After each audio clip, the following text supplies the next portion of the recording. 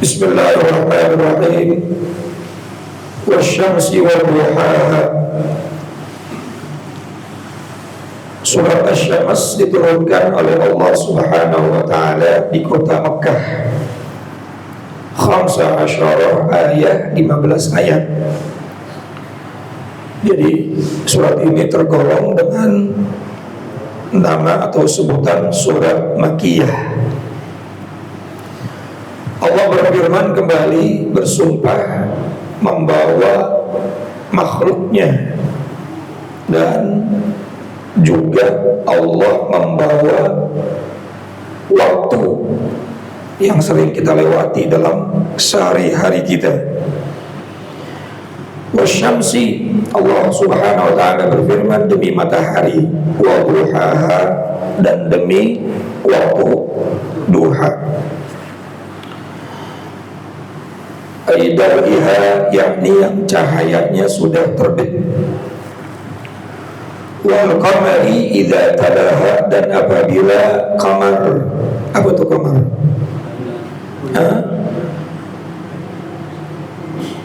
Bulan purnama, idza talaha, apabila mengiringinya.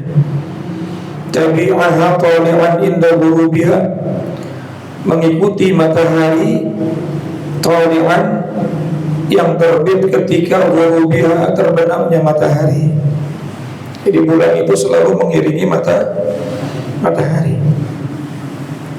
Wan nahari idza jallaha, dan demi siang idza jallaha, apabila telah menampakkan daripada cahaya.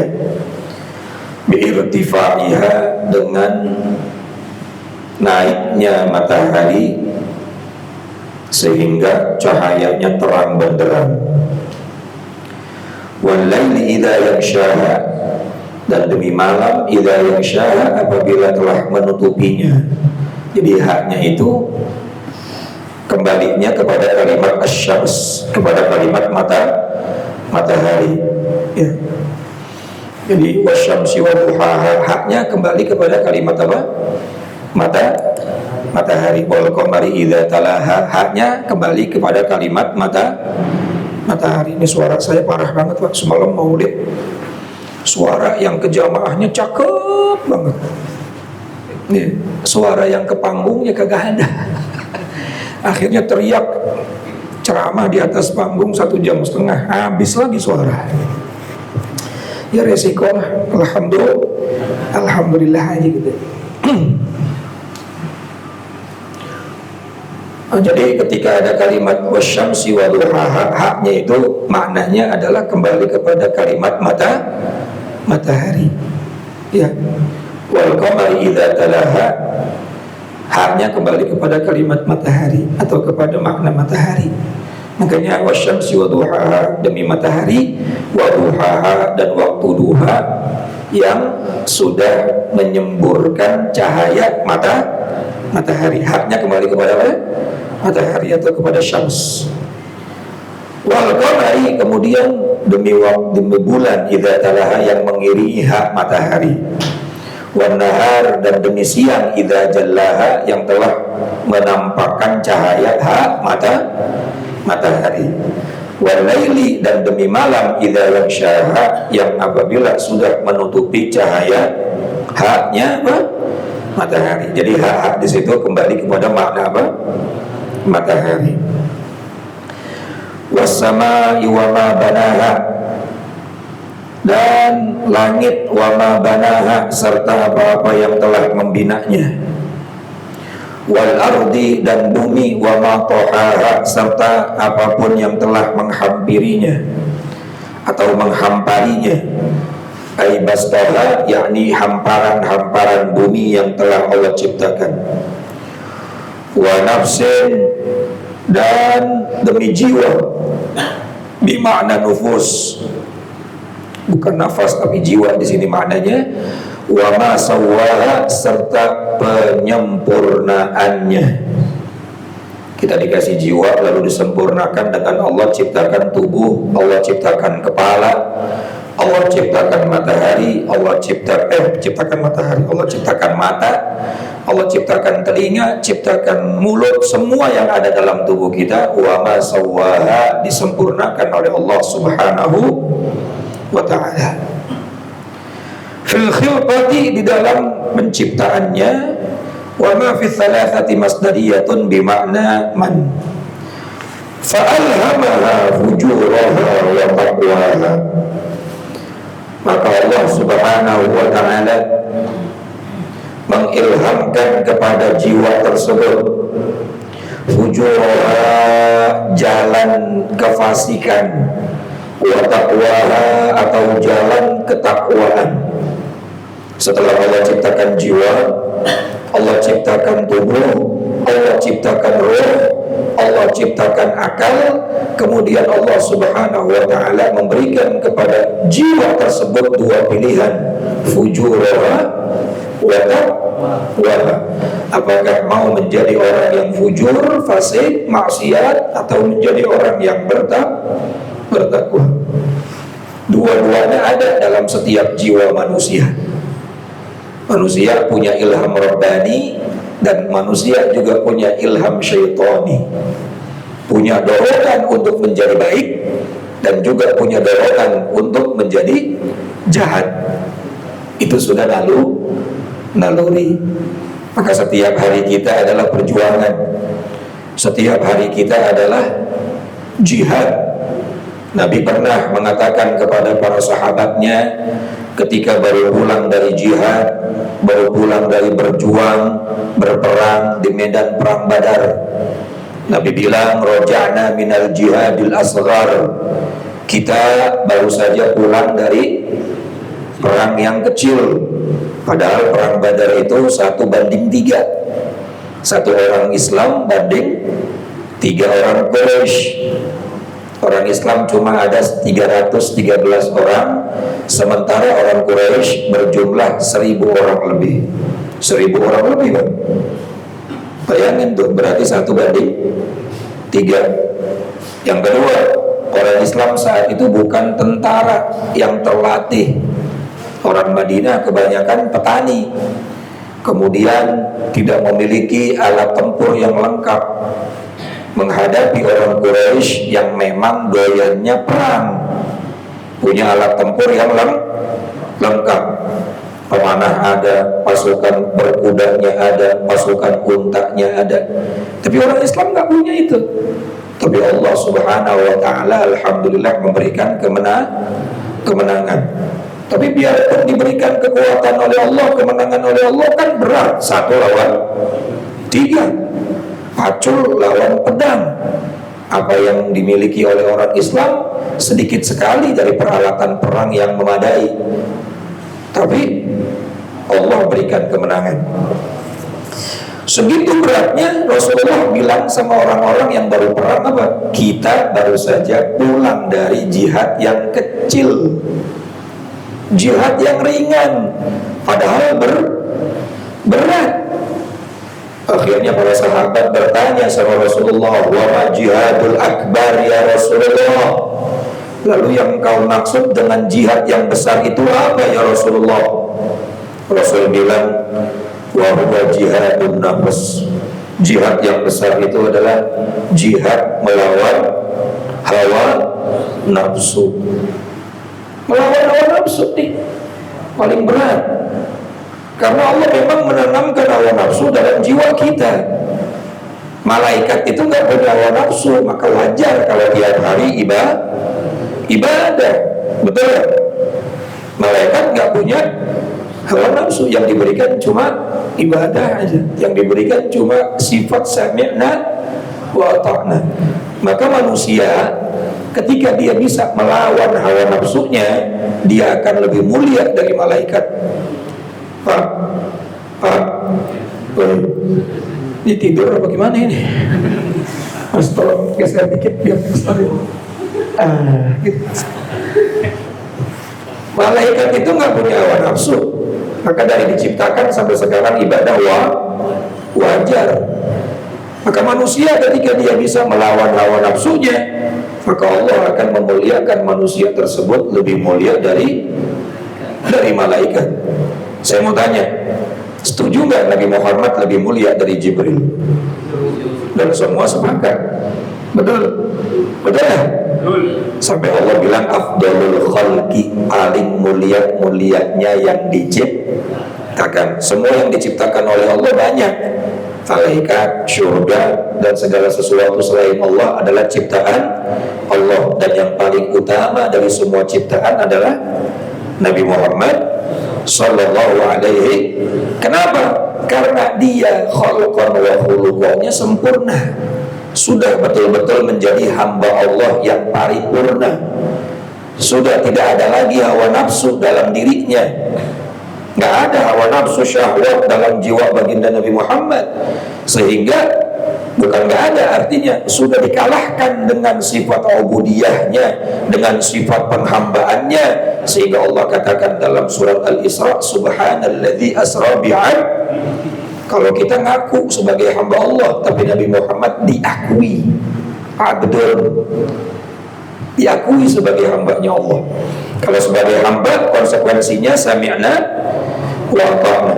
Maka karena sudah bisa melawan daripada syahwatnya, sifat hawa nafsunya, dia betul-betul menghamba kepada Allah. Bahkan dunia yang begitu luar biasa merayunya tidak pernah digubrisnya, Nabi Muhammad menjadi makhluk yang paling mulia, bahkan lebih mulia dari malaikat. Wa nafsin wa ma sawwaha. Allah sudah ciptakan kita jiwa, Allah sudah menciptakan kepada kita roh, Allah sudah menciptakan kepada kita sebagai manusia yang memiliki dua karakter. Karakter apa? Fujurah wa taqwa. Karakter bisa bermaksiat, karakter bisa menjadi orang yang bertakwa. Tinggal mana yang menang. Makanya hidup adalah perjuangan, memenangkan takwa daripada fujur, memenangkan syahwat yang baik daripada syahwat yang buruk. Karena syahwat itu gak semuanya buruk. Ada syahwat yang mutmainnah. Qad aflaha man zakkaha. Sungguh hanya orang-orang yang sungguh beruntung. Qad aflaha, sesungguhnya sangat beruntung. Khudifat minhul lam litulil kalam. Dibuang huruf lamnya karena terlalu panjang kalimatnya, ya. Sungguh telah beruntung, harusnya kan lakot ya, lamnya dibuang. Tapi tetap maknanya sama, artinya sumpah dan taukid. Lamnya lam taukid dan lam sumpah, artinya pasti, tidak ada keraguan. Sama dalam ayat yang lain, lamnya tetap dipakai, laqad kana lakum fi Rasulillah, sungguh pasti telah datang kepada kalian. Laqad kana lakum, sungguh telah terbukti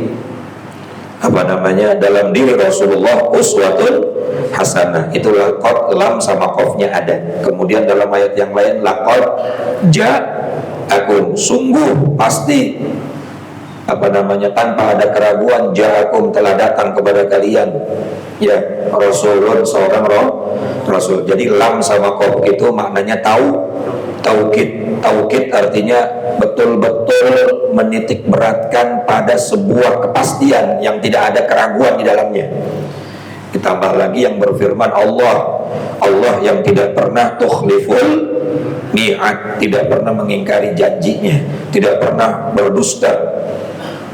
Maka lam sama qaf kalau kita baca di dalam ayat Al-Quran, kalimat itu adalah kalimat taukid, kalimat kepastian. Dalam ayat ini huruf lamnya dibuang, ya, cuma disebut qad aflaha, bukan laqad aflaha, tapi maknanya sama dengan laqad. Qad aflaha, sesungguhnya beruntung. Man zakkaha, orang-orang yang senantiasa mensucikan dirinya. Ayatuha minat-tunub, yakni membersihkan jiwanya dari berbagai macam dosa. Wa qad khaba, dan sesungguhnya rugi. Nah, tetap dibuang huruf apa namanya? Lamnya asalnya walaqad khaba, cuma lamnya dibuang sehingga menjadi kalimat waqad khaba, dan sesungguhnya rugilah, ay khosira, yakni rugilah, mandassaha, orang-orang yang mengotori jiwanya dengan dosa. Jadi manusia itu yang beruntung adalah man zakkaha, yang senantiasa membersihkan. Awas nih, kalimat zakkaha artinya membersihkan. Kalau membersihkan berarti ada kotoran. Berarti memang tabiatnya manusia kotor. Jadi jangan malu kalau kita menjadi orang yang kotor. Paham gak nih?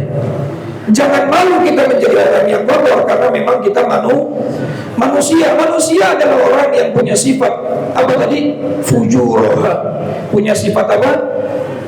Ingin melaksanakan perbuatan yang dosa atau fasik atau maksiat. Tetapi ada yang beruntung, siapa? Man zakkaha, yang membersihkan perbuatan dosanya dengan ampunan Allah. Walhasil, kalau kita pengen beruntung, bukan berarti kita nggak boleh punya dosa. Dosa itu keniscayaan, karena al-insan mahallul khata' wal nisyan. Manusia itu tempatnya salah dan lupa. Kullu bani Adam khata'un, setiap manusia pasti punya salah. Tapi wa khairul khata'at tawwab, sebaik-baiknya orang yang bersalah adalah orang yang selalu kembali, orang yang membersihkan diri. Jadi kita gak pernah atau gak mungkin gak punya dosa, karena kita tidak dimaksum. Kita tidak dijaga dari tidak berbuat dosa. Beda dengan para rasul yang dimaksum an saghair wal kabair, dijaga dari perbuatan dosa, jangankan yang besar, yang kecil pun tidak. Itu para nabi dan rasul, sehingga tiap hari mereka tidak pernah berbuat dosa. Tapi kalau kita, tak mungkin kita nggak dosa. Makanya Allah katakan orang yang berdosa itu yang wajar, karena manusia. Justru kalau ada manusia nggak pernah berbuat dosa, nggak wajar. Ya, bisa jadi bukan manusia kan, itu patung. Kalau manusia pasti berbuat dosa. Bagaimana supaya dosa kita itu tidak membuat kita celaka? Zakkaha, setiap hari kita bersihkan. Bagaimana cara membersihkannya? Melaksanakan perintah Allah, meninggalkan larangan Allah. Sholat tadi kita melaksanakan perintah Allah. Kalau kita melaksanakan perintah Allah, secara otomatis tuh apa yang menjadi kotoran dalam jiwa kita dibersihkan oleh Allah. Innal hasanati yudhibnas sayyi'at. Setiap perbuatan baik yang dilakukan oleh kita itu otomatis dapat menghapuskan daripada dosa-dosa kita di masa lampau. Itu termasuk zakkaha. Beruntunglah bagi orang yang senantiasa membersihkan dirinya. Walhasil, orang yang beruntung bukan orang yang gak punya dosa, tetapi orang yang beruntung orang yang selalu membersihkan dirinya dari dosa. Bisa dipahami kalimatnya ya? Karena kalau zaman sekarang ngomong, udahlah kita itu harus suci dari dosa, bagaimana orang kita gak dimaksum? Kita ini tidak dijaga oleh Allah dari perbuatan dosa, bukan Rasul. Tapi ada peluang untuk bersih dengan cara apa? Zakah. Kita membersihkannya dengan cara ibadah, sholat yang kita kerjain, ngapusin dosa. Ngaji yang sekarang kita lakuin, walaupun ngantuk-ngantuk, ngapusin dosa. Betul. Perbuatan baik yang kita kerjain, ngapusin. Semua perbuatan baik kita kalau kita kerjakan dengan ikhlas dan mendapatkan ridhonya Allah, zakah, itu semua adalah pembersih dari dosa. Saya ulang lagi. Jadi orang yang beruntung bukan orang yang gak punya dosa, tapi orang yang beruntung adalah orang yang membersihkan dosa. Karena kalau gak punya dosa tidak mau alias mustahil. Karena dari awal juga Allah sudah katakan fa'alhamaha fujuraha wa taqwaha. Allah sudah menanamkan dalam jiwa manusia fujur, keinginan untuk berbuat maksiat, wa taqwaha, dan keinginan untuk berbuat takwa. Itu sudah keniscayaan. Cuma Allah yang dengan penuh sifat rahmannya, andai kita sudah terlanjur berbuat fujur, berbuat keburukan, berbuat kemaksiatan, masih banyak kesempatan untuk apa? Zakah, membersihkannya. Makanya kita beruntung Pak, dikasih kewajiban sholat 5 waktu. Seperti kita mandi 5 kali dalam sehari. Kira-kira orang yang mandi sehari 5 kali badannya bersih apa enggak? Bersih. Habis mandi kerja, kotor lagi nggak? Kotor. Naik motor, kotor lagi nggak? Kotor. Apalagi Jakarta, debunya banyak, polusinya banyak. Kalau sudah kotor, pengen bersih, ngapain? Mandi. Habis mandi keluar rumah lagi, jalan-jalan di kompleks sore-sore, kotor lagi nggak? Kotor. Kalau pengen bersih ngapain? Mandi lagi. Betul nggak? Itulah kehidupan kita setiap hari. Makanya bersyukur kita diberi kewajiban sholat 5. Dari subuh ke zuhur banyak dosa kita. Mata ngeliatin dosa, mulut bergibah dan lain sebagainya. Betul. Maka Allah kepengen kita bersih. Hayya ala sholat. Datang waktu sholat, ngebersihin itu zakat. Enak kamarnya gak jadi orang Islam. Nanti asar gitu lagi. Subhanallah, dari zuhur ke asar banyak dosa. Pergi ngeliatin TikTok mulu. Mending kalau TikToknya yang bener. Ini kadang-kadang TikToknya Masya Allah, nenek-nenek masih main TikTok juga. Datang waktu asar, kita sholat asar. Habis sholat asar, astagfirullahaladzim, zakat. Ya, nanti dari asar ke maghrib besok lagi. Datang waktu maghrib, zakat. Begitu seterusnya. Tapi coba bayangin para orang yang gak pernah mandi, kotorannya banyak, gak dibersih-bersihin, bau apa enggak kira-kira? Kotor apa enggak kira-kira? Kotor. Padahal ada peluang dia membersihkan. Wa qad khaba man dassaha, dan sesungguhnya rugilah, ay khosira, yakni rugilah mandasaha, orang-orang yang mengotorinya, akhfaha, yang menyembunyikan jiwanya, bil ma'siyah, dengan kemaksiatan, wa asluhu, dan asalnya dassasaha, lafadznya menggunakan dua huruf sin, dassasaha, ubdilatis sinu thaniyatu alifan, kemudian huruf sin yang keduanya diganti dengan huruf alif. Makanya bacanya dipanjangkan, dasa. Hakikatnya ada dua sin. Makanya huruf yang bertasydid sama huruf yang ada matnya itu pasti punya makna yang beda dengan yang tidak bertasydid, yang tidak ada matnya.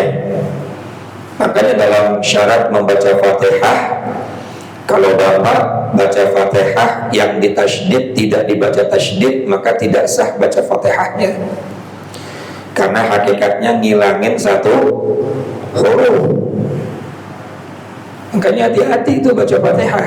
Karena di antara rukun sholat adalah membaca Al-Fatihah. Termasuk huruf yang mat, huruf yang panjang. Kalau dibaca pendek, itu bisa jadi ngilangin satu huruf. Dassaha asluhu dassah, dassasaha, dassasa, ya, dassaha asluha dassasa. Asalnya kalimat dassaha adalah dassasa. Muhammadun asluhu muhammamadun. Kemudian dibuang huruf mim yang kedua, kemudian thumma mudgham diidghamkan di huruf mim yang pertama, dijadikan satu, Muhammadun. Asalnya mah Muhammadun. Dasaha asalnya dasasaha. Luar biasa. Makanya belajar Al-Quran yang benar. Karena khawatir kalau kita baca Quran tidak sesuai dengan hurufnya, bukan dapat rahmat dari Quran, malah dapatlah laknat. Rubba qari yaqra'ul Quran wal Quran yal'anuh. Berapa banyak orang yang baca Quran bukan mendapatkan rahmat, tapi malah dapat laknat. Apalagi kalau yasinan, baca yasinnya berantakan, terus dikirimin lagi ke ahli kubur. Ahli kubur kesel banget. Bukan ngirimin rahmat, malah ngirimin laknat. Hari kita bacakan Al-Fatihah buat almarhum Fulan bin Fulan, mudah-mudahan diampuni dosanya, barokah Al-Fatihah. Al-Fatihah. Bismillahirrahmanirrahim. Alhamdulillah. Ar-Rahmanirrahim. Ya karena mau dikesain. Lu kira-kira dapat rahmat atau dapat laknat tuh? Dikirimin sama ahli kubur, kata ahli kubur, jangan kirimin ke gua, buat lu aja. Gak mau dia dikirimin, kenapa? Karena bacaannya berantakan. Baca Quran salah itu dosa.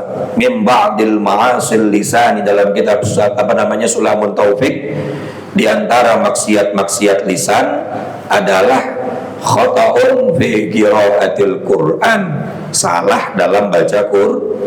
Kalau maksiat, saya mau tanya, dapat rahmat apa dapat dosa? Dapat dosa. Yang dosa kita, lalu dosa kita dikirimin ke ahli kubur. Sudah ahli kubur dikirimin bukan rahmat, malah laknat. Yang baca Yasin dapat berkat lagi. Betul ya? Ya syukur-syukur aja kalau yang mimpinya masih benar bacanya. Ini yang mimpi juga berantakan lagi bacanya. Udah ngirim laknat, dapat berkat, dapat amplop lagi, kalah banyak loh. Nah maka minimal bacanya yang benar, Fatihahnya yang benar. Kalau kita mau kirim Fatihah buat orang yang lagi sakit, Al-Fatihah, Bismillahirrahmanirrahim, baca yang benar, jadi rahmat tuh nanti. Tapi kalau bacanya salah, tambah setruk pak dan dikirimin mah, berarti yang kita kirimin bukanlah rahmat, tapi apa? Laknat. Udah mendingan baca pakai bahasa Indonesia aja doa yang benar, mudah-mudahan diangkat penyakitnya, amin, selesai dah. Daripada kita kirimin Al-Fatihah tapi bacanya salah. Ya paham ya Pak ya? Nah ini sih kita buktikan nih, dasaha itu maknanya apa? Asalnya apa? Adalah dasasaha. Kemudian sin yang keduanya dibuang, diganti dengan huruf alif.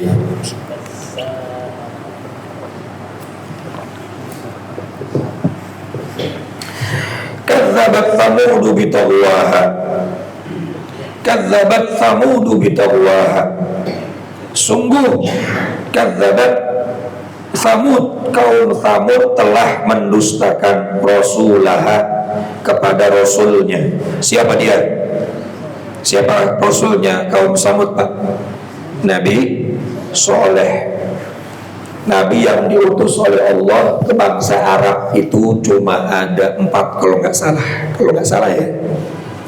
Yang pertama Nabi Soleh, lalu Nabi Hud, kemudian Nabi kita Muhammad Sallallahu Alaihi Wasallam. Itu yang dari 25 Nabi dan Rasul ada 3, Nabi Soleh, Nabi Hud, dan Nabi Muhammad Sallallahu Alaihi Wasallam. Cuma ada 3, ada yang mengatakan 4. Lalu Nabi Ismail alaihis salam. Sementara Nabi Ismail kan memang keturunan Nabi Ibrahim yang dari Babilonia. Ya, tapi karena lahirnya di kota Mekah, bukan di kota Mekah lahirnya di Babilonia, kemudian dibawa oleh Nabi Ibrahim ke Ka'bah, ke kota Mekah sama Siti Hajar, lalu menurunkan anak keturunan yang sekarang menjadi penduduk kota Mekah. Itu namanya Bani Ismail. Nah kalau Bani Ishaq menurunkan Nabi Yakub. Nabi Yakub nama lainnya Israel. Israel itu nama lain dari Nabi Yakub. Maka anak keturunannya disebut Bani Israel. Jadi ada Bani Israel, ada Bani Ismail. Nah Bani Israel ini kalau dapat kitab suci bahasanya kalau enggak Ibrani, Suryani. Tapi bahasa Ibrani dan Suryani yang benar, bukan wa makoli, bukan. Ya, seperti Alek itu bahasa Ibrani atau Suryani, bahasa Arabnya Ali. Abraham atau Afraham itu bahasa Ibrani atau Suryani, bahasa Arabnya Ibrahim. Gabriel dan seterusnya, bahasa Arabnya Jibril dan seterusnya, Michael. Ya, ini makoli nggak tahu bahasa apa itu saya. Ya, saya pernah dapat doa dari guru saya, bahasanya bahasa Suryani. Ya, doa bahasanya apa? Ya syufai khusha akhnush yakhfush syofan shofa. Beda kan ya sama Arab ya. Itu bahasa Suryani itu. Bapak mau tahu dah artinya apa? Dah puyeng dah. Cuma saya bingung ketika ada orang ngomong bahasa Suryani kok wa makoli inna ma'allah. Itu sama bahasa Arab Pak ujungnya. Wa makoli itu bahasa Arab artinya gorengan, Pak. Makoli itu artinya apa? Gorengan. Jadi santri di Arab, di Mesir itu kalau nyari gorengan, aina magali, kam hadza magali. Magali itu artinya apa? Gorengan. Nah, saya ulang lagi. Jadi Bani Israel menurunkan nabi-nabi yang menggunakan bahasanya Suryani atau Ibrani. Sementara Bani Ismail itu bahasanya Arab. Nah, yang Arab itu Nabi Soleh, Nabi Hud, Nabi Ismail, Nabi Soleh, Nabi Hud, Nabi Muhammad alaihi salatu wassalam. Makanya di Mekah itu ada Madain Soleh. Di Saudi ada namanya tempat apa, Madain Soleh, yang nggak boleh dilewatin. Ini kita bahas nih tentang kaum Samud yang diazab. Nah, kaum Samud itu tempatnya nggak jauh tuh dari kota Mekah tuh. Sekarang malah jadi tempat wisata ya, aneh ya. Sementara situs-situs yang lain di sekitar Ka'bah, sekitar Masjid Nabawi dihancurin. Tapi Madain Soleh dijadiin tempat kan PA. Giliran situs-situs bersejarah Islam itu disamarkan, dihilangkan. Rumah tempat Nabi lahir dijadiin apa, perpustakaan. Rumahnya Siti Khadijah dijadiin WC. Rumahnya Sayyidina Abu Bakar, rumahnya apa namanya, Sayyid Abdullah, makamnya bahkan Sayyid Abdullah, bapaknya Nabi Muhammad SAW, di Masjid Nabawi, di halaman Masjid Nabawi dihilangin. Giliran Madain Soleh dibagusin buat wisata. Aneh, jalan pikirannya gimana nggak ngerti ya. Masya Allah. Kita lanjutin nih. Kadzabat Samud, sungguh telah apa namanya, mendustakan kaum Samud ala rasulah, kepada rasulnya Salihan, yaitu Nabi Saleh alaihi salatu wassalam, bitaqwaha, karena mereka melampaui batas. Bisa babi tughyaniha, melampaui batasnya adalah idzim ba'atha ashqaha, ketika mereka bangkit atau tergesa-gesa, atau ashqaha, orang yang paling celaka di antara mereka. Wasmuhu, namanya adalah Qodaru, Ki Qodar. Namanya siapa? Dulu namanya Qodar. Ada seorang umatnya Nabi Soleh namanya Qodar. Dia orang yang paling celaka. Karena apa? Karena dia orang yang pertama kali bangun dari tidurnya tergesa-gesa untuk apa? Untuk menyembelih daripada untanya Nabi Soleh. Jadi ceritanya Nabi Soleh itu dakwah. Nabi Soleh berdakwah, kemudian tidak ada umatnya yang mau ikut Nabi Soleh kecuali cuma sedikit. Sebagian besarnya semuanya nantang daripada Nabi Soleh. Sampai akhirnya sebagian mereka mengatakan, Soleh, kalau memang kamu seorang Nabi, coba sekarang kamu buktikan kamu seorang Nabi. Setiap Nabi itu punya mukjizat. Maka Nabi Soleh akhirnya membuktikan mukjizatnya Nabi Soleh. Batu yang besar diperintahkan untuk menjadi seekor unta. Batu jadi onta loh. Ini bukan berarti Nabi Soleh punya kemampuan, tapi Allah yang membuat itu. Namanya apa Pak? Mukjizat. Ketika seorang Nabi punya kemampuan di luar kebiasaan manusia, namanya mukjizat. Dan itu tidak diberikan kecuali hanya kepada Nabi dan Rasul. Akhirnya jadilah unta nih dari batu tersebut. Lalu Nabi SAW bilang sama kaumnya, ini onta aku berikan kepada kalian, tolong dirawat, jangan dibunuh, jangan disakiti, apalagi dibunuh. Kalian boleh mengambil susunya. Setiap hari banyak orang ambil susunya dari onta tersebut. Tapi yang gak suka sama Nabi Soleh tetap aja hasut. Wah, Nabi Soleh itu bukan punya mukjizat, itu sihir. Semakin hari ada saja orang yang ingin masuk agamanya Nabi Soleh. Akhirnya yang hasut ini kepengen orang-orang Samud nggak ikut Nabi Soleh. Dibuatlah rencana. Apa rencananya? Supaya orang-orang Samud nggak ngikut Nabi Soleh, nggak lagi ngambil manfaat dari ontak tersebut, ontaknya dibunuh. Sepakati ontaknya Nabi Soleh kita bunuh aja deh, biar orang-orang kagak ikut lagi sama Nabi Soleh. Jadi orang hasut dari zaman dulu sudah ada Pak. Kita dakwah, ada orang nggak suka, biasa. Apalagi cuma ustadz kayak kita, ustadz kampung. Nabi Soleh yang jadi nabi, yang kagak suka banyak. Jangankan Nabi Soleh, Nabi Muhammad yang rahmatan lil alamin, yang menjadi kekasihnya Allah, yang kagak suka banyak. Jadi kalau misalnya lagi dakwah tiba-tiba ada ujian ini itu biasa, nggak usah pundung, nggak usah marah, betul kan? Ya, baru buka TPA di rumah ada aja yang julid, biarin. Betul. Lawan Nabi Soleh saja, para Nabi dan Rasul saja yang hasud banyak. Akhirnya sepakat nih, kaumnya Nabi Soleh pengen membunuh ontaknya Nabi Soleh. Dan orang yang paling semangat namanya apa tadi? Siapa namanya? Qadar. Namanya Qadar. Kok bahasa Arab kan? Iya, orang Arab. Karena Nabi yang diturunkan oleh Allah untuk bangsa Arab ada berapa tadi? 4, Ismail, Soleh, Hud, dan Nabi Muhammad Sallallahu Alaihi Wasallam. Nah akhirnya untaknya Nabi Soleh itu dibunuh sama Qadar.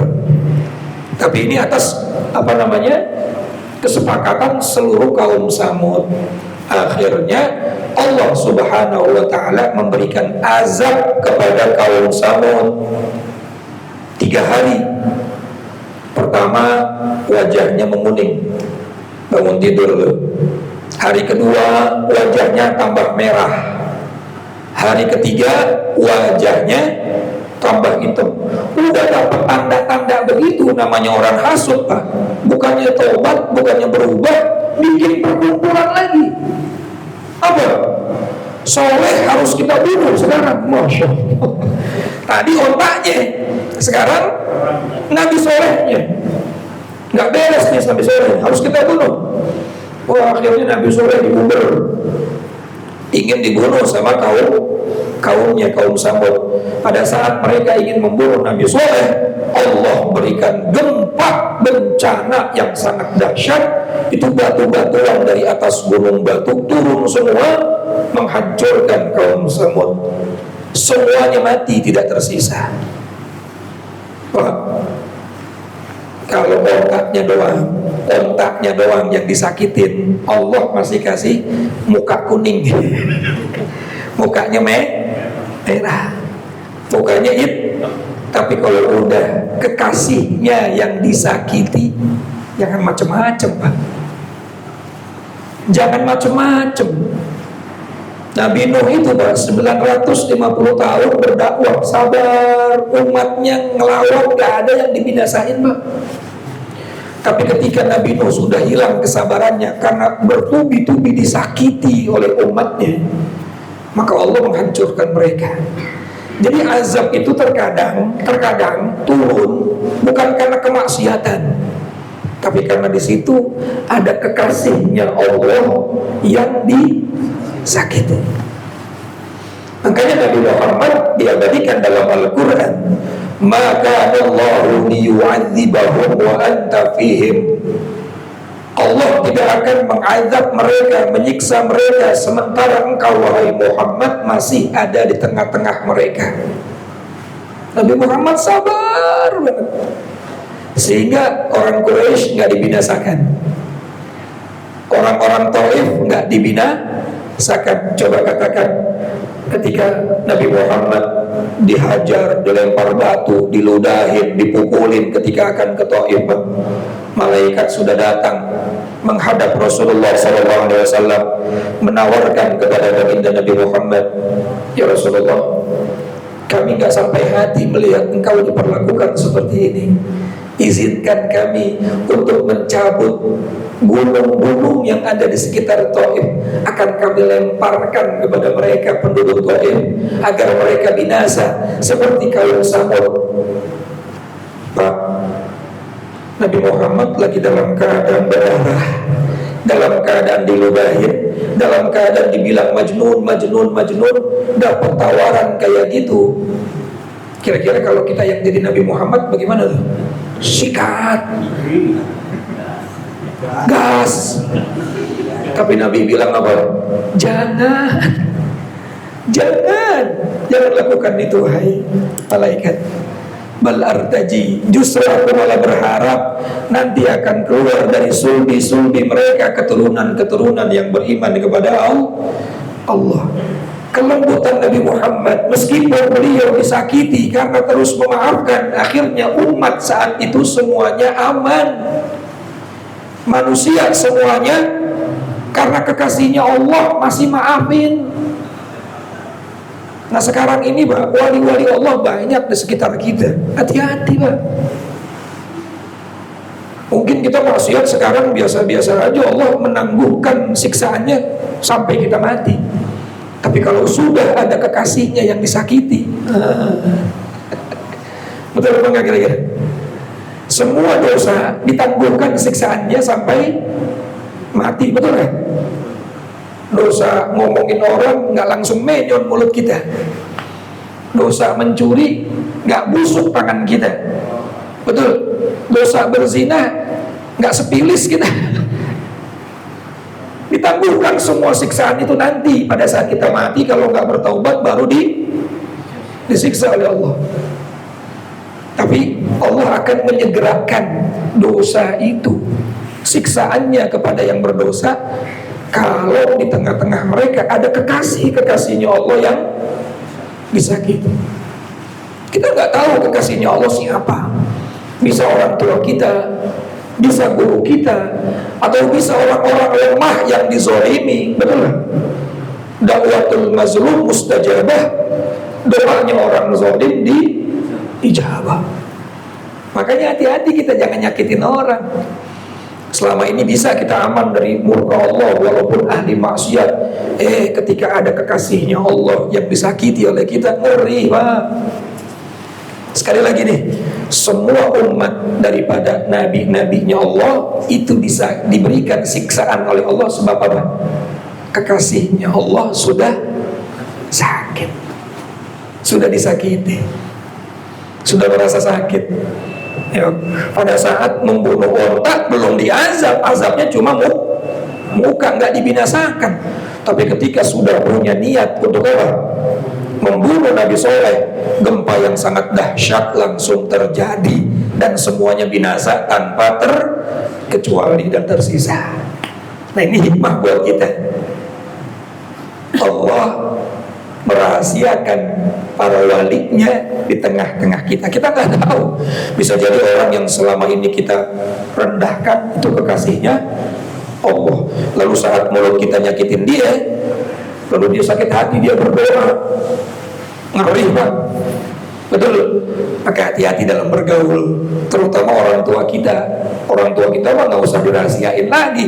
Allah sudah mengatakan ridallah fi ridal walidain, ridhonya Allah tergantung ridhonya kedua orang tua, wa sukhtullah fi sukhtil walidain, dan murkanya Allah tergantung murkanya kedua orang. Berarti ketika orang tua kita murka sama kita, Allah pun otomatis murka, bikin hidup kita tambah ribet karena kemurkaan Allah kepada hambanya. Oleh karena itu hati-hati mulut, tindakan,